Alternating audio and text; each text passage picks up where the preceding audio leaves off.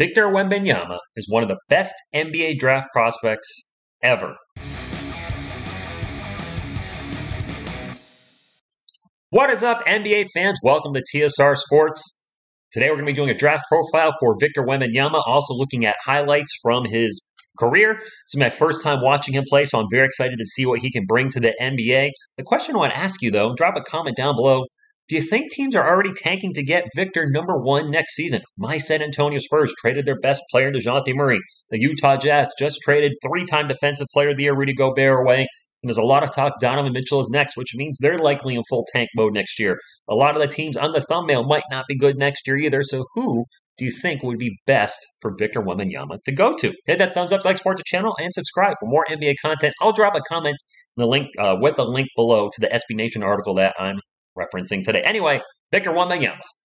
The 2022-23 NBA season is set to offer twin prizes: the championship for teams competing at the top of the league, and the opportunity to win the rights to the best prospect to hit the draft since LeBron James for teams at the bottom of the standings, where personally my team will probably be.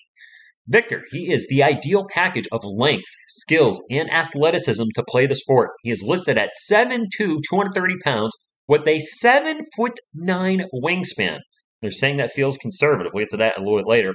He has exceptional mobility for his size, not just straight line speed and lateral quickness, but also a level of agility and flexibility that is starting to see for someone that is startling to see for someone with his frame. He has flashed out a serious amount of skill too, regularly splashing three-pointers, throwing eye-popping passes, and finishing plays way above the rim on both ends. Victor Wembanyama has the tools to be an all-time rim protector. He can be a wrecker of worlds defensively with his tools. His 7'9" wingspan, which we mentioned earlier, will be one of the biggest in NBA history, and he's already shown to have great bursts to the ball as a shot blocker. So I guess we're going to see a couple blocked shots right now. Okay, wow, he is huge on the court, by the way. He is huge out there. He's right in the center, right in the paint. And, all right. I mean, when you read somebody's that big, but when you actually see it, it's a different story. So, obviously, he can be a rim protector. He also can be an elite lob threat, which makes sense based on his incredible height and length. Throwing the ball up to him at the rim is the easiest form of offense. If he gets to a spot, there's not much the opposing defense can do to stop him from catching the ball and dunking. And I have a feeling we're going to see a lot of alley-oop slam dunks here. Up and an alley-oop. I assume we're going to see another one. All right. Had a little fun with that one. All right. I want to see some nasty. Let's see a nasty one. Oh, that was too easy.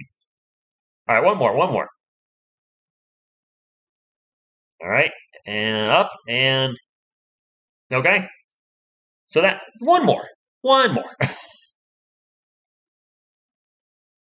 right, that was kind of alley-oop layup. All right, so as expected, he's going to be a rim finisher. He's going to have an all-time catch radius on alley-oops. He has good hands and the dexterity to finish from a variety of angles. He's also a capable spot-up shooter from three-point range. And this is the part that interests me the most. Being that size, there's no shock whatsoever that he can dunk at the rim. I mean, does he even have to jump? But having an outside shot, he hit 31% of his three-pointers at 5.4 attempts per 36 minutes as a pro. He is clearly confident and a comfortable shooter with NBA range on his jump shot. Being a three-level scorer at that size, impressive. So there he is. About to take the three. Nice form. Okay. That, for a man his size, spot up, pop, bang. Oh. This, just, all right. Okay. I see why people are excited. But he also, NBA fans, brings value as a passer. He's shown an ability to make quick decisions when the ball swings his way, and often that means moving it to a teammate. So we're going to be able to see some of his ball handling skills. Down on the bottom left.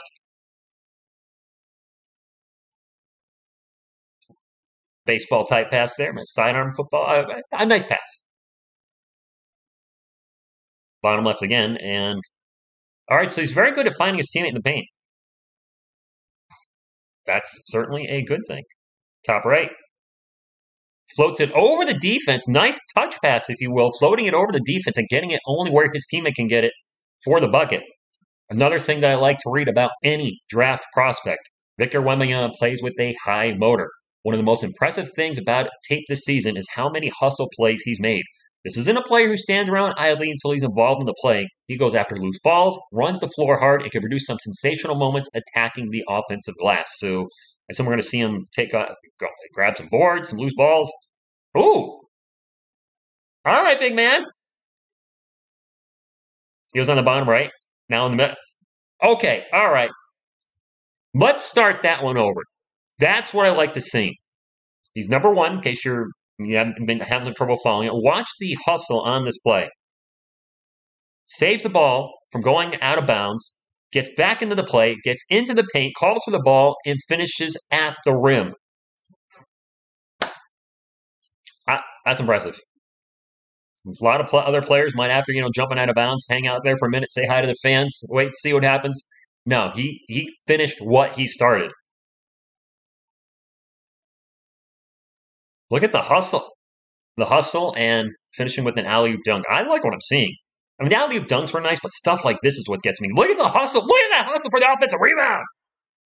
Yeah. All right. That one got me. I want to see that one again. He's on the bottom left. His teammates launching the three and just takes off. Okay. Now, this is the type of stuff. Seeing the dunks with his size, expected. Seeing the shooting, maybe not as expected, but a really nice shot. The passing, a very nice touch. But stuff like this, just stuff like this, I don't know if you can teach it. The anticipation to be at the right spot. I'm now excited.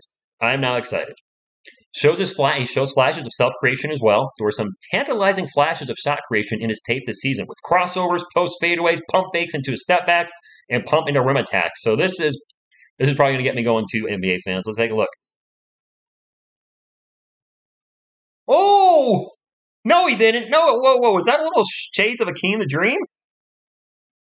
How do you defend that? Wow. Pump fake. Baseline, good. Game, blouses. He's up there, takes off, into flash by. All right. The ability to create your own shot. Through the legs, man, for a guy his size. Man, all right. I'm not believing in the hype. NBA fans. You got me. Let's finish up the article with a few little things about him and a closing statement. He does love to play basketball, which is a good thing, and this is from an interview, and I thought these are good things to hear from somebody that wants to play in the NBA someday. Loving basketball is inside of me. It's instinctive. I turn my rage and my drive to win into happiness and success. I can't imagine my life without basketball. It's more than a passion. It's a lifestyle. I agree, my man. I agree. It's my favorite sport to play too and watch. The ultimate goal is to acquire Giannis Antetokounmpo's strength and conditioning and Kevin Durant's skills, but I don't have one role model. Those are good two players to model your game off of, dare I say. He's also an artist. For those of you that are curious what he does off the court, he's into drawing and draws a heck of a lot better than I will ever be able to. We go into a little bit of background about his parents. Go figure, they're both former athletic. Former player and coach was his mom. His dad was a former long jumper. Shocking that his family is athletic concerning what he's doing. He just turned 18, by the way, on January 4th, so he'll be 19 going into the draft next year, if my math is correct. And then how tall is Victor Wembanyama? And that's a question, because I said I'd circle back to that at the beginning of the video. He's listed at 7'2", but it's possible he's actually taller than that. Here's a photo of him standing next to 7'4" Purdue center Zach Edey and Chet Holmgren at the FIBA U19 World Cup. He really might be 7'5"? I mean, there he is, sporting the France uniform right in the middle. And now Chet Holmgren is hunched over a little bit, but he might be 7'3", 7'5". If Zach Edey's 7'4", and maybe he is 7'5", which is ridiculous. Now, here's the one concern I would have with a player this size. Injuries. And he has some. Let's just get into it. Victor has had several injuries in his young career. His season ended on June 3rd after what's been reported as a, don't know what that word is or how to say it. Okay, that injury. It was his third injury of the season. He also suffered a small fracture of his finger in November and then had a stress fracture in his fibula that cost him 2 months starting to December. He's a very athletic very athletic watching his highlights. However, at that size, gotta worry, is he going to be more prone to injuries throughout his NBA career? We've seen a lot of big men that we thought were going to have great careers in the NBA absolutely derailed by injuries. Greg Oden, anybody? Sam Bowie, Bill Walton. Short injuries absolutely decimated his career, and there's many other players I'm not mentioning. But just when you get that size, and he's a, way above some of those player sizes, it's obviously going to be a concern. Can he stay healthy? Anyway, he is projected to be the top pick in 2023. No 18-year-old can be considered a sure thing to become a future NBA superstar, but Wembanyama certainly appears headed, and I hope I'm saying his name right, headed that way if he can stay healthy. That's the big one. Stay healthy and continue developing, which I assume he will. He'll need to add strength, cut down on his fouls, maintain progressing as a shooter, and prove he can play through physicality. But the early signs are in place. Victor Wembanyama really is that special. And I got to tell you guys, ladies and gentlemen, to close out the video, I heard you guys talking about him I'm a San Antonio Spurs fan. I've been covering them, and they look like they're headed straight towards one of the worst 5 teams in the NBA with the moves they're making. And he keeps coming up, tank for Victor. I mean, watching his highlights for the first time, I get it. I'm very excited about the ability to create plays. Obviously, he's going to be a two-way player, offense and defense. And from everything I'm reading here and what I'm seeing, this could be a generational talent when you look, especially when you factor in his size. Question is, can he stay healthy? I know if my San Antonio Spurs had the number 1 pick overall next year, I'm all in for this pick. Unless there's somebody else that would fit. My team has a history of elite big men, David Robinson, Tim Duncan.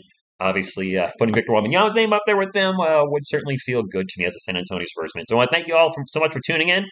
Victor, we'll see you next year in the NBA draft. Have a wonderful 4th of July weekend.